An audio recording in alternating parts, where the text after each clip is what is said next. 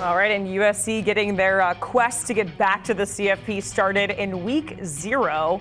I'll never get used to saying week 0, Danny. I don't know. I don't want to either. But the ranked matchups we got going on here, we got Notre Dame in action against Navy in Dublin, and then USC opening their season against San Jose State on Saturday. Their final season, USC in the Pac-12, looking to start this year off strong before heading over to the Big Ten in 2024.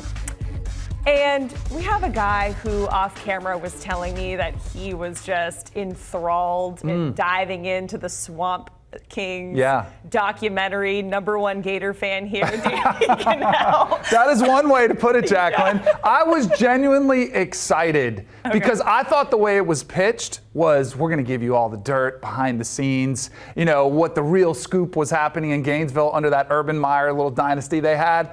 And it was a fluff piece. It was an infomercial for the Gators. It was a rehab project for Urban Meyer's image. Tim Tebow, we already know who he is, but it was amplified his legacy even more, which really isn't necessary. Other than that, I thought it was spectacular. Perfect.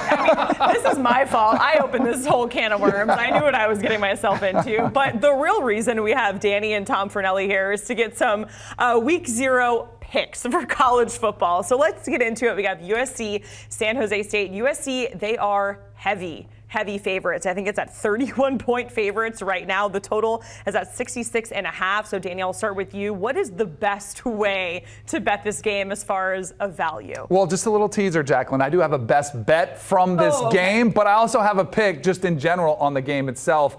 And I'm going to attack that total you just mentioned, the 66.5. It feels like a massive number, but it should be.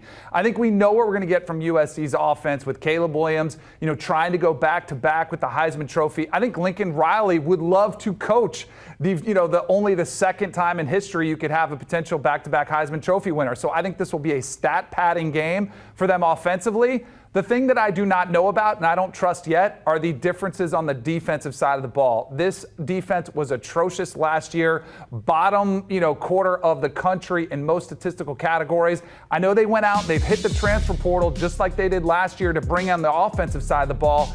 This year they go out and get Bear Alexander from Georgia to shore up the defensive tackle position. They've got transfers all over the place, but I need to see it work against a team that throws the ball around a little bit, and in garbage time, I think will put up points late in San Jose State. So I'll take the over 66.5. Yeah, Danny, we're thinking along the same lines, although I'm making a different play. I look at this USC team in 2023, and I do think it has a very good chance of being the last Pac-12 champion in history. I think they have a chance to make the playoff for the first time, and I believe Caleb Williams, I'm on the record, he's going to be the first player to win the Heisman in consecutive years since Archie Griffin. But one of the reasons I think he's going to do that is because he's going to have to play 4 quarters a lot, because this defense that we saw from USC last year was abysmal. They ranked in 120th or worse in just about every single category you want to look at. So I look at this game going into week 0. I think USC's defense will be better this year. Is it better enough for me to start trusting the Trojans to cover 31 points after they weren't able to do that in any game last year? No. Give me San Jose State and the 31 points. This is a solid Mountain West team. Danny mentioned it. They can throw the ball around on offense, and defensively, they get a bit feisty. I don't think they're going to get too many stops, but I think they get enough to stay within this number. So give me the Spartans and the 31 points. Guys, I did a segment with Barrett, and we were talking about USC's defense, and he compared them to a 6th grade football team's defense. So now every time we talk about USC's defense, I just can't get that out of my head. All right, let's talk about the other week 0 matchup. Notre Dame there over in Ireland against Navy. Our guy Brady Quinn is over there to see it firsthand. Notre Dame 20.5-point favorites. Danny, how should we bet this matchup? So I was looking at this one, and sort of in the beginning part of the season, you don't know what you're going to get a lot of times, and especially with these two teams, there's a lot of question marks.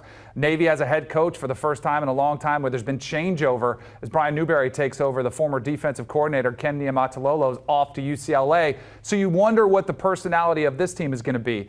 At Notre Dame, you've got Sam Hartman, who's got an illustrious history of success in the ACC at Wake Forest, where he threw 110 touchdown passes. But we don't know how he's going to work in that offense, which has a new offensive coordinator who's calling plays for the first time in Gerard Parker. So there's question marks on both teams, which leads me to the bet I'm going to give you.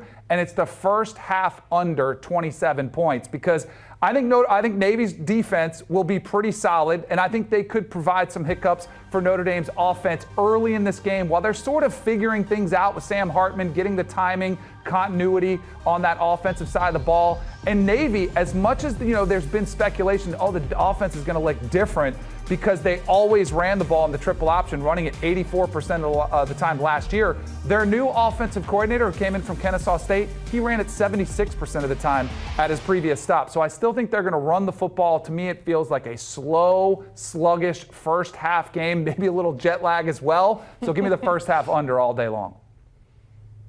Yeah, you mentioned it, Danny. There are a lot of question marks about both of these programs heading into the season. And I think that when that's the case, what I like to do is I just rely on the talent levels. And you look at these two rosters, and Notre Dame is far and away the more talented team in this matchup. Sam Hartman has gotten all the headlines in the offseason, the big transfer quarterback coming in from Wake Forest. And he is a clear upgrade over what the Irish dealt with at the quarterback position last year. What I think it's overshadowed is that Notre Dame has one of the best offensive lines in the country. They have Joe Alt at left tackle, who could be the first pick in next spring's NFL draft, depending on how this season goes.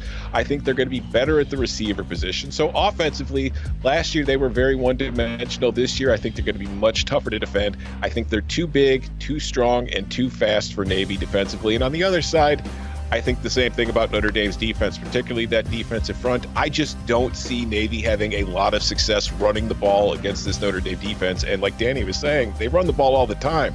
So if they can't run the ball, what are they going to do? Give me Notre Dame minus 20.5. I think they're going to cover. I think this one's over long before the third quarter comes to an end. All right, guys, and that brings us to our Geico 15. We want your best bet for week 0. Danny, we'll get back to the USC matchup. Yes. Well, I told you that I was going to have a little teaser here. I don't call it week 0. I call it the preseason because that's what it feels like. So I'm going to go ahead and take a first half bet in this game because much like the NFL, I think Lincoln Riley would love to get his starters out of the game, but he knows he needs to get Caleb Williams his stats. I think they go out there. I don't worry about continuity and returning quarterback. I think they take control of this game early. I think it could be 28-3, 35-7, that sort of first half score. So if I can lay 18 in that first half, 18.5, I'm going to do it all day long with the Trojans. If college football were a homecoming dance, no school in the country would get asked to the dance more often than UMass because UMass is a team that does not win on the road. Over the last 5 years, they are 1-28 on the road straight up, 8-21 against the spread. They have failed to cover the spread by an average of 6.5 points per game. They are only 6.5-point dogs on the road against New Mexico State, where it's going to be like 100 million degrees against an Aggies team that went bowling last year, is getting pretty much its entire offense back. Give me New Mexico State minus 6.5. It should be 10 points. Guys, that's Jenny Dell's alma mater, so we'll just have to make sure she's not watching this segment. All right, Tom Fornelli, Danny Kanell joining us here for some week 0 picks, the soft opening, as Jeremy was saying, the preseason, as DK calls it. You can hear Danny and Tom on the Cover 3 podcast. In the latest episode, they're talking about quarterback battles, coaches on the hot seat. Also, just an episode about week 0 locks. You can download and listen wherever you get your pods, or you can scan that QR code.